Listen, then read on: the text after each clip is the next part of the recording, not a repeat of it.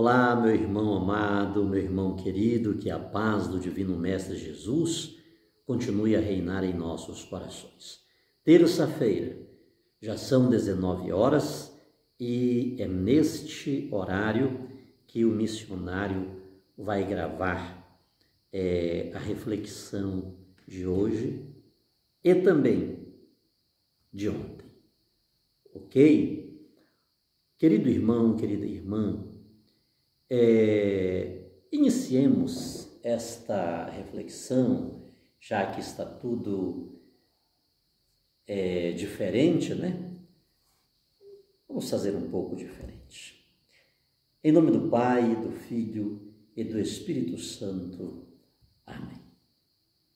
Ave Maria, cheia de graça, o Senhor é convosco. Bendita sois vós entre as mulheres, bendito é o fruto do vosso ventre, Jesus.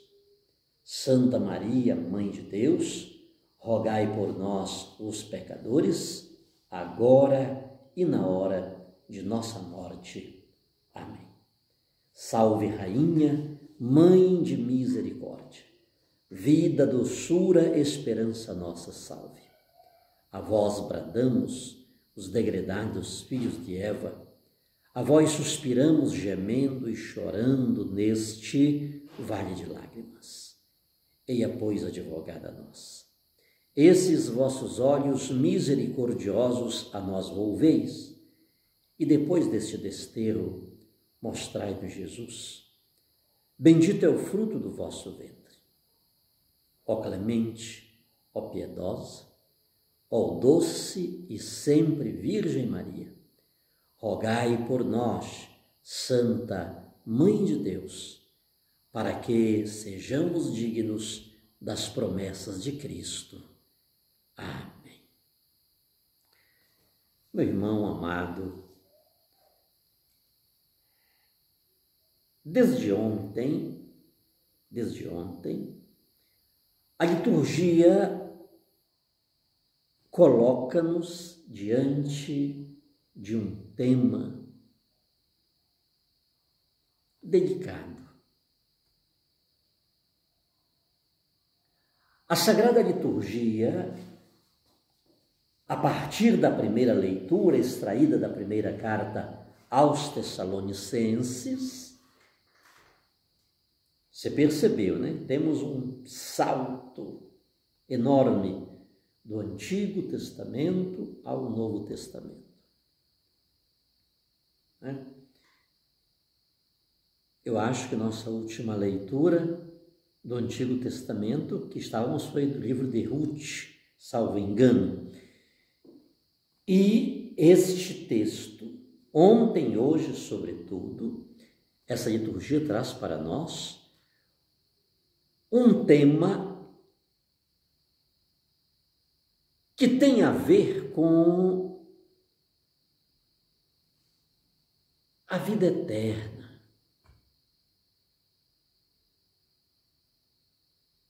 a morte, a ressurreição. É um texto escatológico. Então, com toda certeza, precisamos de um tempo maior para falarmos um pouco sobre este tema, não gritando, não metralhando o texto, né, e falando veementemente para querer que você, não, para impor a minha palavra. Não se trata disto. É um tema que precisa de atenção, de sobriedade, de respeito, porque, sem dúvida, ele requer e ele inspira uma delicadeza sóbria para que possamos compreender. E vou começar lendo os dois textos da primeira carta aos Tessalonicenses, a primeira leitura de ontem e a de hoje. Primeiro aos Tessalonicenses, segunda-feira, 4, do 13 ao 18. Irmãos, não queremos deixar-vos na incerteza a respeito dos mortos, para que não fiqueis tristes, como quem não tem esperança. Se Jesus morreu e ressuscitou, voltando, se Jesus morreu e ressuscitou, e esta é nossa fé, de modo semelhante, Deus trará de volta com Cristo os que através dele entraram no sono da morte.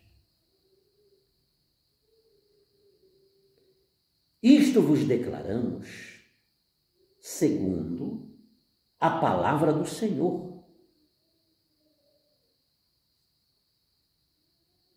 Vou pular este ponto aqui porque aqui tem alguma coisa que vai além do texto em si. Isto vos declaramos segundo a palavra do Senhor. Nós que fôramos deixados com vida para a vinda do Senhor, não levaremos vantagem em relação aos que dormem, aos que morreram. Pois o Senhor mesmo, quando for dada a ordem, a voz do arcanjo e ao som da trombeta, descerá do céu. E os que morreram em Cristo ressuscitarão primeiro. Em seguida, nós que formos deixados com vida, seremos arrebatados com eles nas nuvens, para o encontro com o Senhor nos ares, e assim estaremos sempre com o Senhor. Exortai-vos, pois, uns aos outros com estas palavras. Palavra do Senhor, graças a Deus. Terça-feira. Primeira carta aos Tessalonicenses, capítulo 5, do 1 ao 6 e do 9 ao 11. Quanto ao tempo e a hora, meus irmãos, não há por que vos escrever. Vós mesmos sabeis perfeitamente que o dia do Senhor virá como ladrão de noite. Quando as pessoas disserem paz e segurança, então de repente sobrevirá a destruição, como as dores de parto sobre a mulher grávida. E não poderão escapar.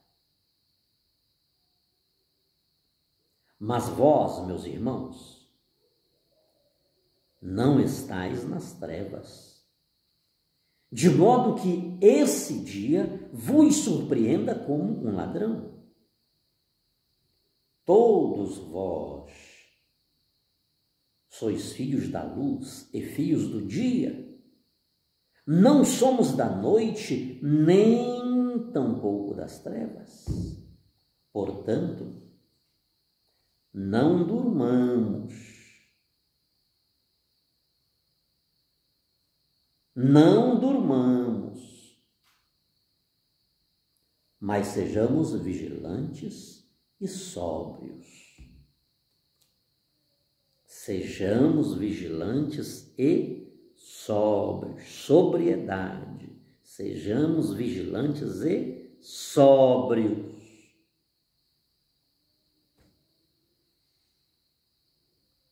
Deus não nos destinou para a ira, mas para alcançarmos a salvação por meio de nosso Senhor Jesus Cristo. Ele morreu por nós, para que, quer vigiando nesta vida, quer adormecidos na morte, alcancemos a vida junto dele. Por isso, vamos voltar rapidinho aqui à leitura de ontem. O último versículo. Exortai-vos, pois, uns aos outros com estas palavras. Por isso, exortai-vos e edificai-vos uns aos outros, como já costumais fazer. Palavra do Senhor, graças a Deus. Meu irmão querido, meu irmão amado, vai ficar gravado e você pode repetir, né? Voltar o vídeo e pegar a referência. Mas anote essas referências. Mateus 26:64, Marcos 14:62, Atos 1:11. Mateus 26:64, Marcos 14:62, Atos 1:11. Por que estou dando esses textos? Porque estes textos, eles anunciam a vinda gloriosa e triunfal de Jesus Cristo.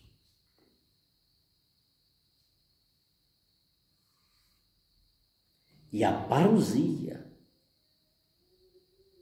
a segunda volta de Jesus, era um componente essencial da mensagem da pregação cristã. Se não tivesse este ponto na pregação da igreja primitiva, tudo estava jogado por terra. Este ponto era crucial, era capital, era essencial. Desde que, quando da ascensão, aqueles anjos disseram: varões galileus, por que estáis olhando para as alturas? Esse Jesus que foi recebido em cima nos céus, assim como vistes ir, do mesmo modo voltará. Desde que todos souberam deste acontecimento, desta pregação, os cristãos aguardavam o dia do Senhor. O que era esse dia do Senhor? Era a parousia, a segunda vinda de Jesus Cristo. 20 anos passaram-se.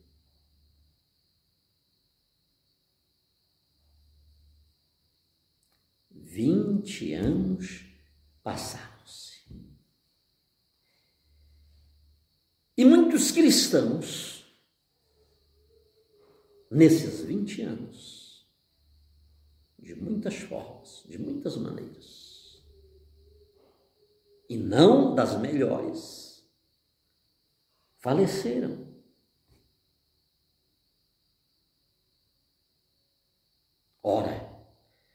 segundo a doutrina do Antigo Testamento,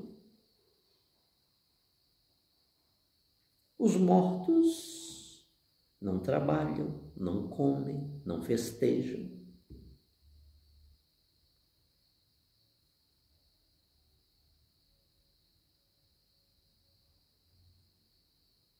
E eu creio que com isso, de alguma forma, nós também concordamos. Embora haja uma outra ideia por trás disto. O corpo vai lá para baixo, porém, a alma, o espírito e por aí vai. Não vamos entrar nessa questão aqui agora.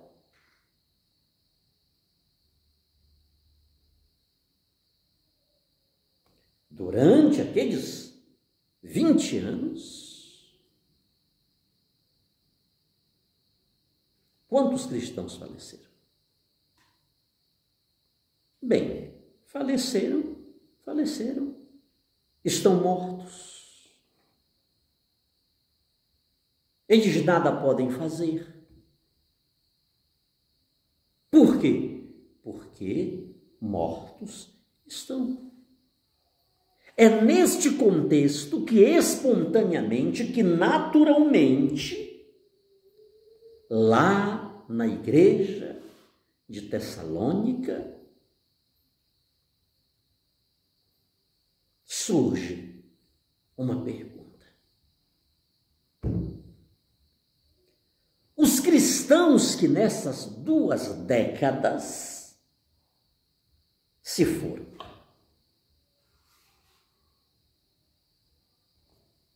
estão fora?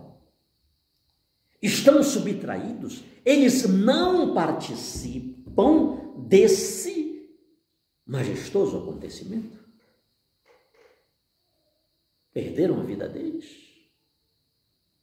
Enquanto vivos, tiveram encontro com Jesus Cristo, acolheram a mensagem cristã,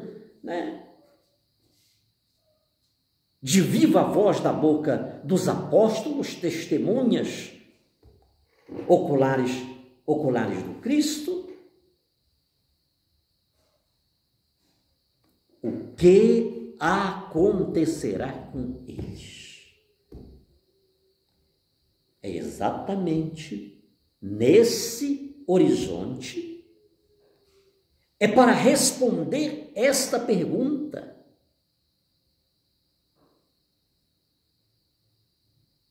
Este questionamento que São Paulo entra na questão e através desta carta ele diz com todas as letras que os mortos se levantarão. Ou seja, os mortos ressuscitarão e participarão do triunfo de Jesus Cristo. O versículo 14. Olha aqui. Se Jesus morreu e ressuscitou, e essa é a nossa fé, São Paulo escrevendo aos irmãos de Tessalônica. Se Cristo morreu e ressuscitou, e essa é nossa fé, de modo semelhante, Deus trará de volta com Cristo os que, através dele, entraram no sono da morte.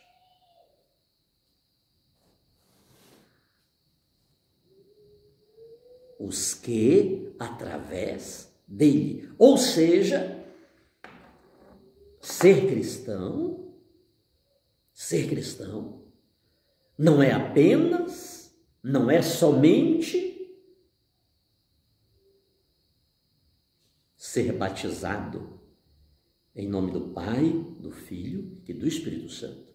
O cristianismo, ele não apenas contempla a nossa vida, quando da nossa inserção, da nossa comunhão no corpo místico de Cristo através do sacramento do batismo.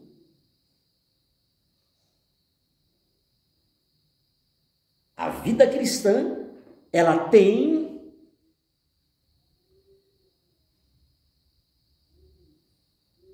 vitória no nascimento e ela tem vitória quando da nossa morte. Eu participo da igreja, eu sou batizado em nome do Pai, do Filho e do Espírito Santo. E no ocaso da minha vida, porque morri com Cristo, porque estive unido a Ele, porque aquela vela, aquela chama que recebi no dia do meu batismo, ela não apagou-se, apesar da cruz, apesar das noites escuras, apesar dos desertos, apesar de todos os tsunamis que se me assolaram. Todavia, nada separou-me do amor de Deus. Apesar de tudo, essa chama da fé que recebi no dia do batismo, essa vela que lá no meu batismo recebi, agora, na hora da minha morte, alguém coloca outra vez na minha mão. E eu morro testemunhando esta fé que lá na minha infância um dia recebi. Apesar de tudo. Ei, você não pecou, você não tropeçou, você não caiu? Sim, e muitas vezes. Mas todas as vezes que caí, levantei-me. Fui lá ao sacerdote, confessei, humilhei-me, porque reconheci que ele fora instituído por Cristo. Ele tem uma sucessão apostólica. E porque Cristo deu-lhe a faculdade de perdoar os pecados, eu alcancei o perdão dos meus pecados. Não foi uma, não foi duas, não foi três, foram 7, foram muitas.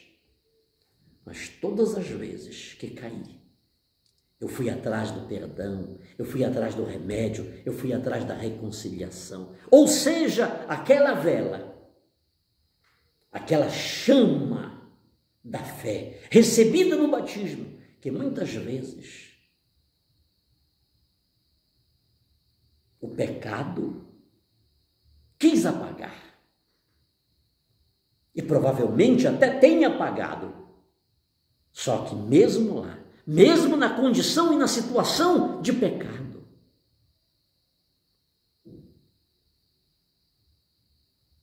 levantei-me,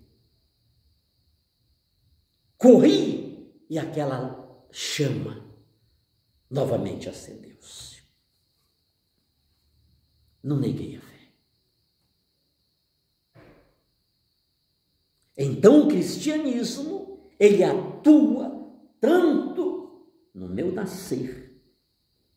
Ele me joga dentro da igreja, do corpo místico de Cristo, me faz membro desse corpo. Mas ele também está presente, ele tem solução, ele tem aconchego, ele tem lenitivo para mim, quando chegar a hora da minha passagem.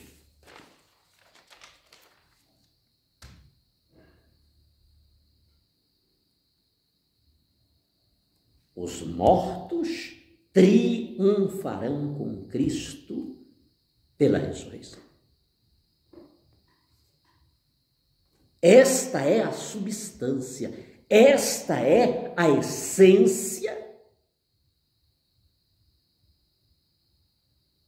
da pregação de São Paulo, à igreja de Tessalônica e também a nós. O estar com o Senhor é a essência.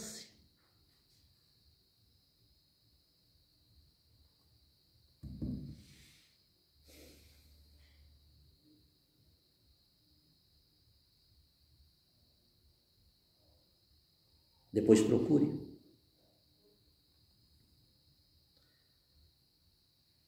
O nosso trabalho não é vão no Senhor. Sede firmes, constantes, sempre abundantes na obra do Senhor, sabendo que o vosso trabalho não é vão no Senhor. Aqui está a essência da pregação de Paulo. A substância da sua pregação, da sua carta, está aqui.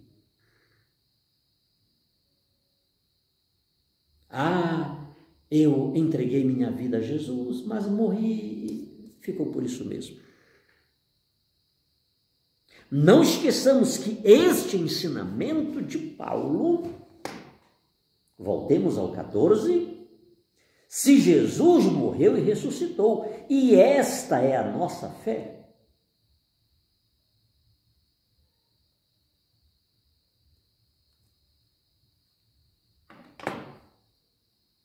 a ressurreição cristã, a participação do cristão na vida de Deus, é a mesma coisa da Mariologia. Só existe Mariologia por causa da Cristologia. Sem Jesus Cristo não tem Nossa Senhora. Só há ressurreição para mim e para você, porque houve a ressurreição de Cristo. Em outra ocasião, São Paulo dirá: se Cristo não ressuscitou, somos os mais miseráveis, somos dignos de pena.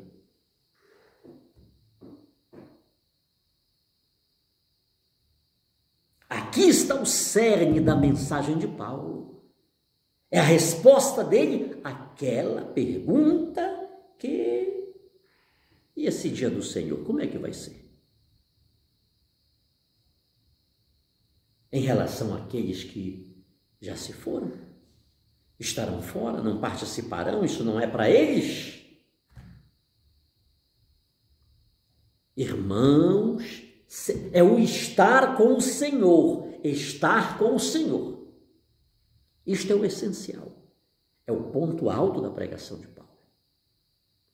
E muitos são os textos que corroboram para isto, como este que falei para você: sede firmes, constante, na obra do Senhor, sempre abundante.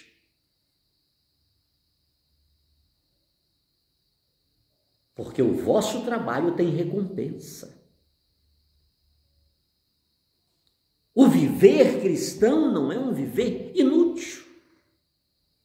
Um outro texto vai nos dizer: quando a nossa casa terrestre se desfizer, temos um edifício feito por mãos eternas nos céus.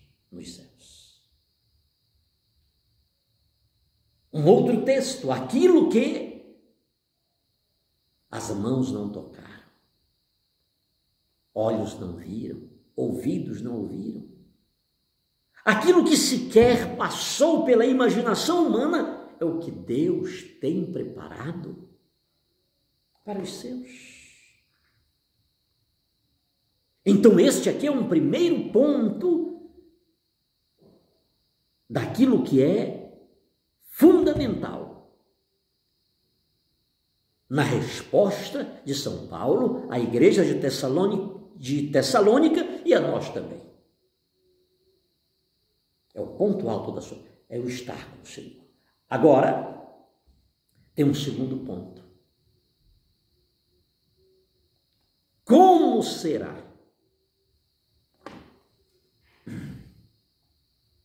Deus trará de volta com Cristo os que através dele entraram no sono da morte. Isto vos declaramos, segundo a palavra do Senhor, nós que formos deixados com vida para a vinda do Senhor, não levaremos vantagem em relação aos que morreram, pois o Senhor mesmo, quando for dada a ordem, a voz do arcanjo, ao som da trombeta, descerá do céu, e os que morreram em Cristo ressuscitarão primeiro. Em seguida, nós que formos deixados com vida, seremos arrebatados com ele nas nuvens para o encontro com o Senhor nos ares. Como será?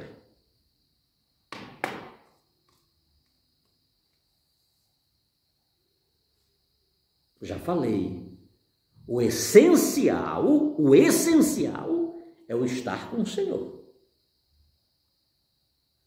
Deus não abandonará, Jesus não abandonará aqueles que morreram em Cristo.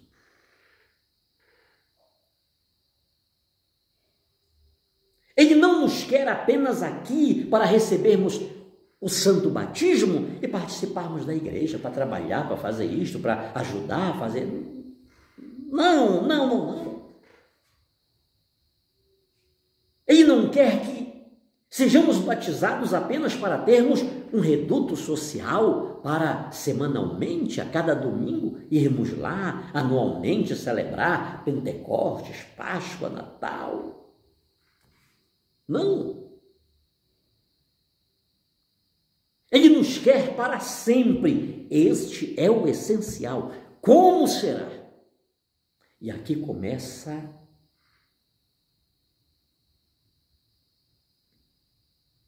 grandes pataquadas. Não, missionário, pataquada não, até que o texto está falando. É verdade, queridos. Só que tudo que São Paulo está falando é pura escatologia e ele está usando imagens, elementos da literatura apocalíptica. É o gênero literário da apocalíptica que ele está usando para falar. Final da primeira leitura de ontem.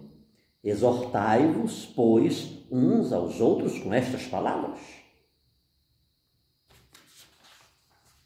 Por isso, no final da leitura de hoje, da primeira leitura, exortai-vos e edificai-vos uns aos outros, como já costumais a fazer. Ele está repetindo o que já dissera aqui.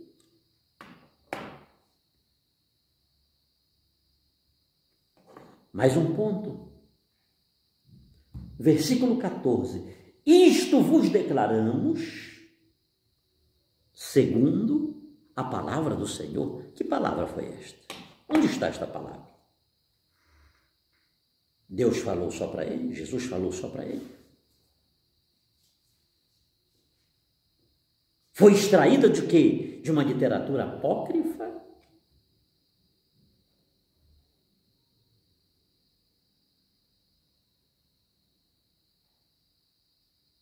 Não esqueçamos, como será? São Paulo, ele usa a escatologia, ele usa a linguagem apocalíptica. Anjo, trombeta, descida do céu, arrebatamento nas nuvens.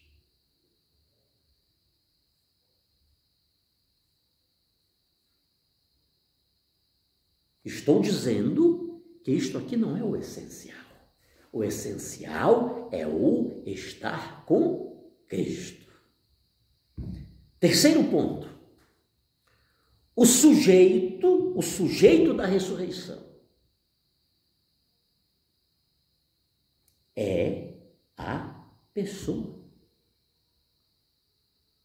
O sujeito da ressurreição segue a dinâmica do que disse Jesus ao bom ladrão: estarás comigo. Eu sou o bom ladrão. Queira Deus que eu seja. Sidney, estarás comigo.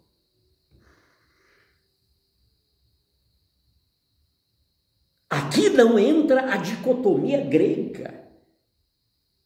Aqui não entra a sobrevivência da alma. Ah, isto aqui é a alma que vai ressuscitar, né? Não.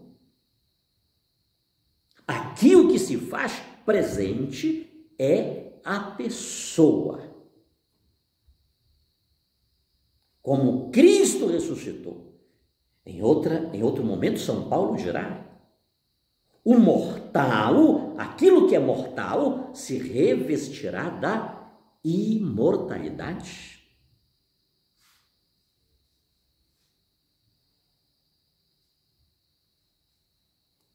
Como Jesus ressuscitou? Como era o corpo dele?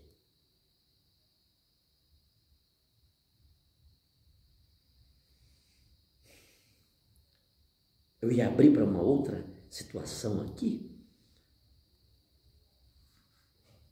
Eu vou tentar trazer esse vídeo, porque esses dias eu escutei um pastor berrando, gritando: meu Deus, como ele ridicularizou Nossa Senhora.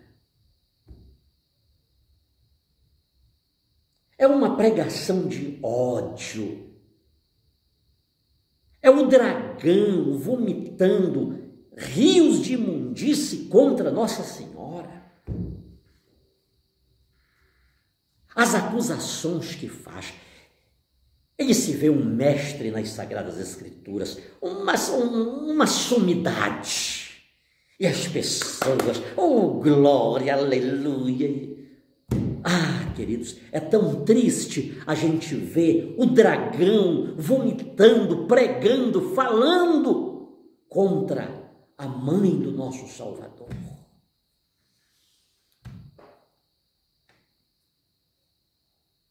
Quem ressuscitou? Jesus ressuscitou ou não ressuscitou?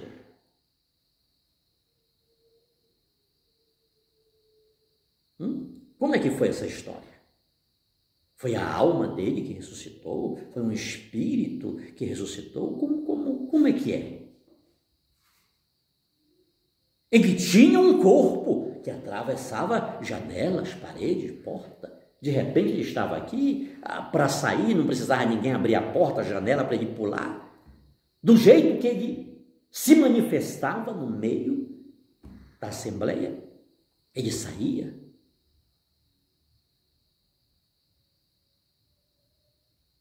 Ele ainda come com os discípulos. Já era um corpo ressuscitado.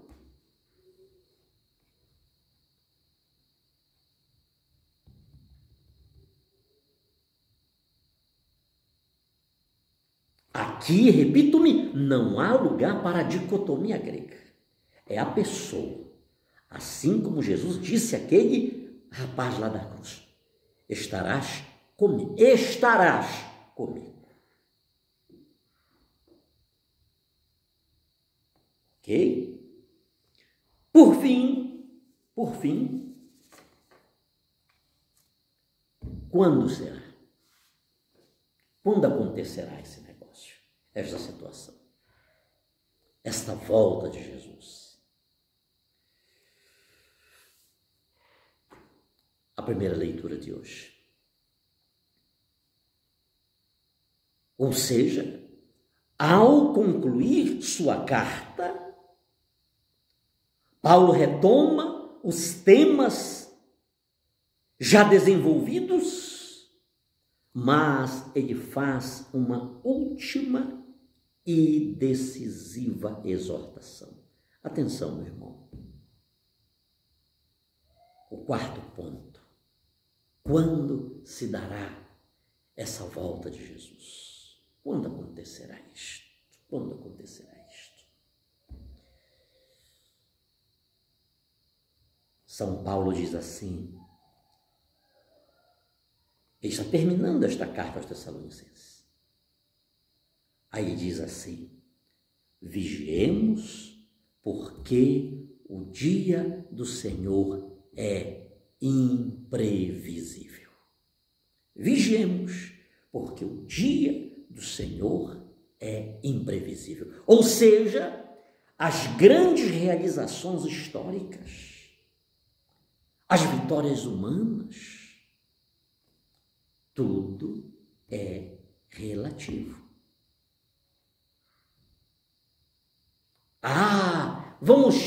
Vai aparecer aí um líder mundial, vai aparecer um presidente no Brasil, vai aparecer um... Agora tem paz, agora tem segurança. Você pode ir para onde for,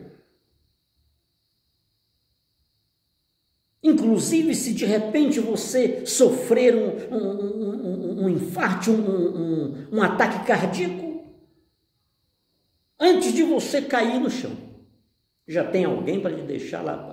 Você já vai cair nos braços de alguém, de um paramédico, de uma equipe socorrista, para lhe... Tem paz e segurança. Pode dormir de portas e janelas abertas, paz e segurança. Ninguém passa fome, ninguém... Não, agora, isto aqui virou um céu. Esta é a terra que mana leite e mel. Ou seja, vigiemos, porque o dia do Senhor é imprevisível.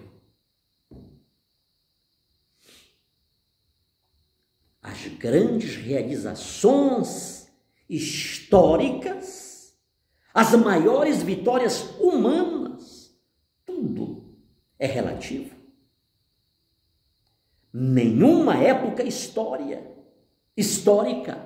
o cristão considera como definitiva, como segura, como pacífica. Nenhuma época histórica o cristão considera como definitiva. Porque definitiva, absoluta, eterna é a vida que tem Deus como ponto de partida e como ponto de chegada.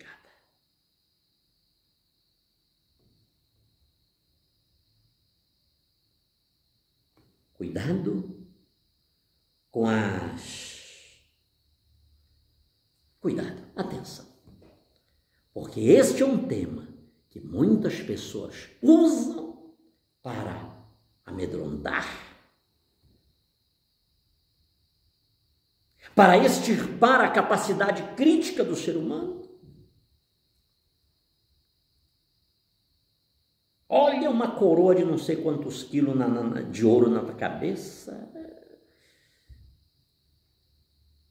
É uma literalização do texto bíblico, uma forçação de barra.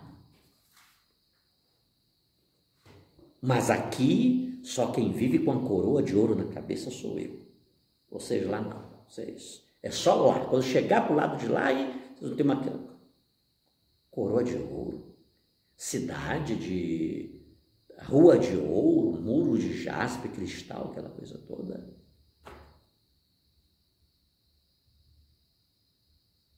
Pensemos, irmãos, porque este é um texto, este é um assunto, é um tema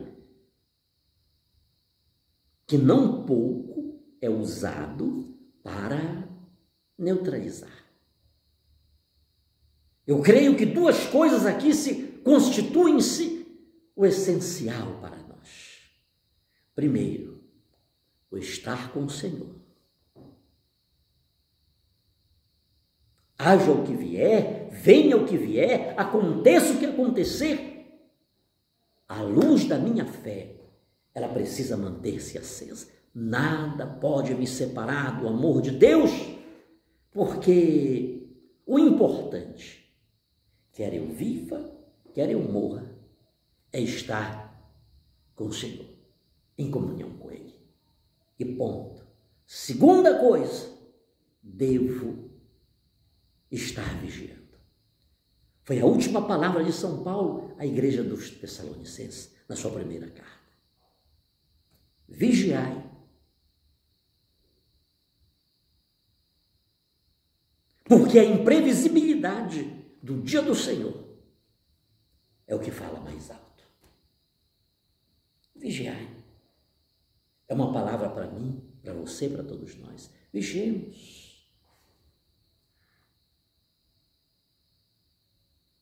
E por que devemos vigiar? Porque somos do dia, somos da luz, não somos da noite, não somos das trevas.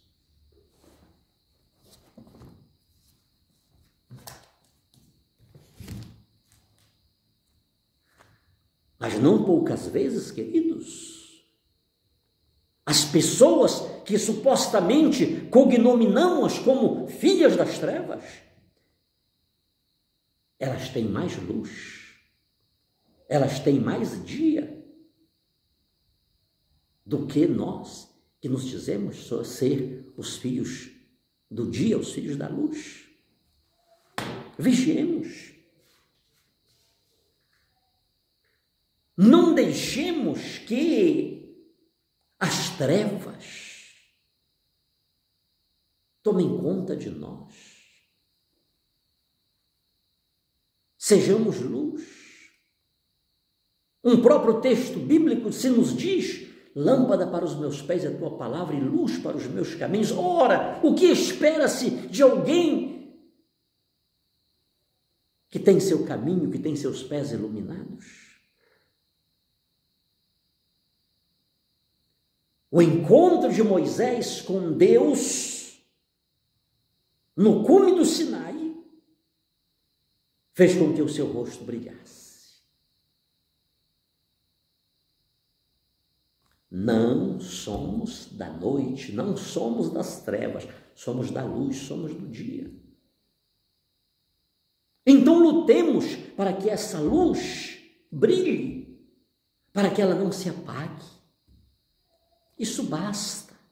Lutemos para que esta luz permaneça acesa.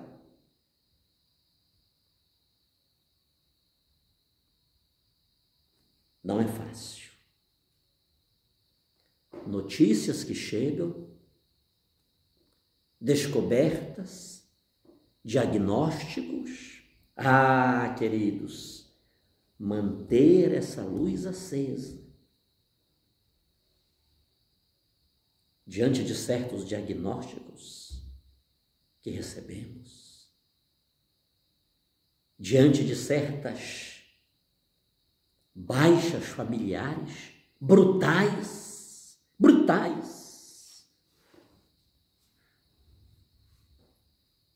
Não é fácil continuar com a chama da fé acesa. Quantas pessoas, queridos, quantas pessoas que perderam a fé porque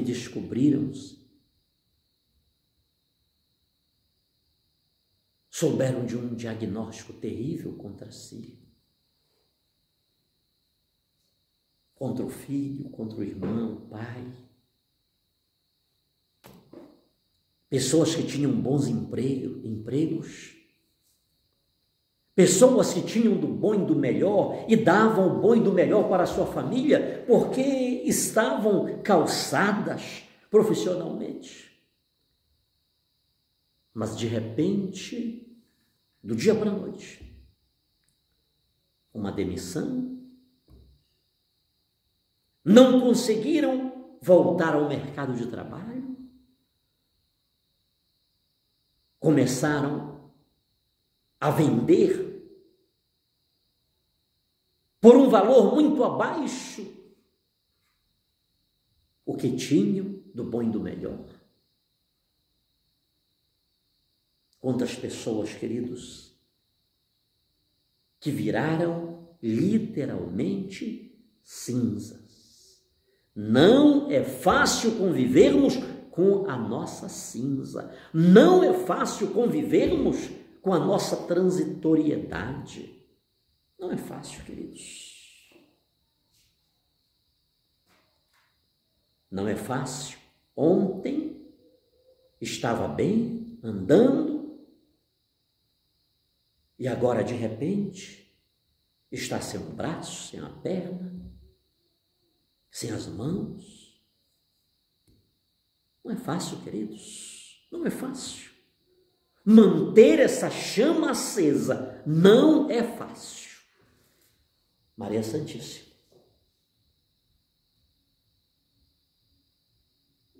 ela viveu momentos terríveis. E Simeão lhe dissera: uma espada atravessará a tua alma.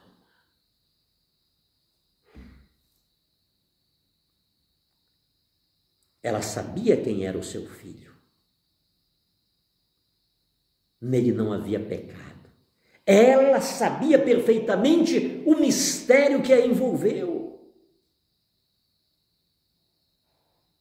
Ela sabia que ele era santo, que ele era o Filho de Deus, que ele era o Salvador, que ele fora concebido nela por obra e graça do Espírito Santo.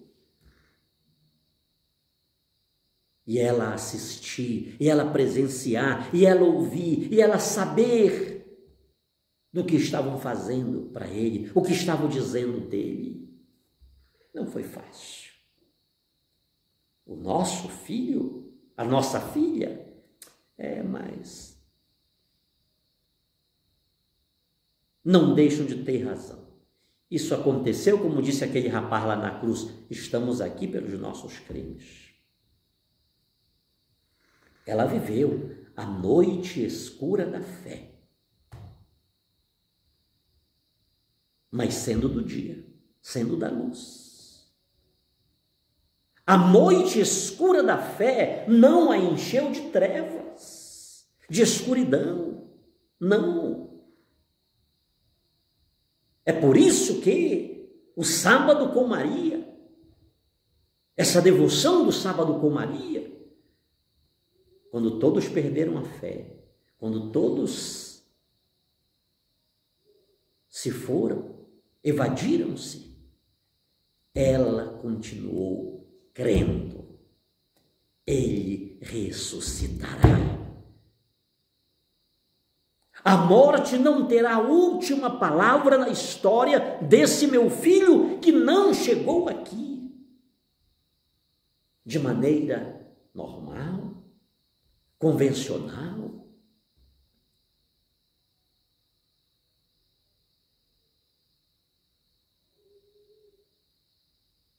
Muitos já estavam voltando para os seus afazeres, para a sua vida de outrora. Ela continuou crendo. Ele disse que ao terceiro dia ressuscitaria. É Nossa Senhora da Esperança. Para falar de ressurreição, tem que falar de Nossa Senhora, queridos, porque ela é a mulher da esperança. Quando ninguém creu, ela creu.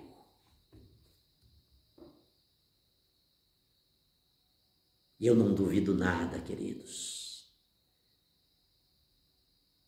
Quando Madalena encontrou Jesus, ali de manhã, perguntou: se fostes tu, me diz onde o puseste que vou buscá-lo. Quando Jesus aparece aos discípulos, ele já tinha ido lá com a sua mamãe. Mãezinha, princesa, eu estou aqui. Oh, glória a Deus. Eu ressuscitei. Eu ressuscitei. A Maria Madalena lhe disse: não me detenhas, não me detenhas.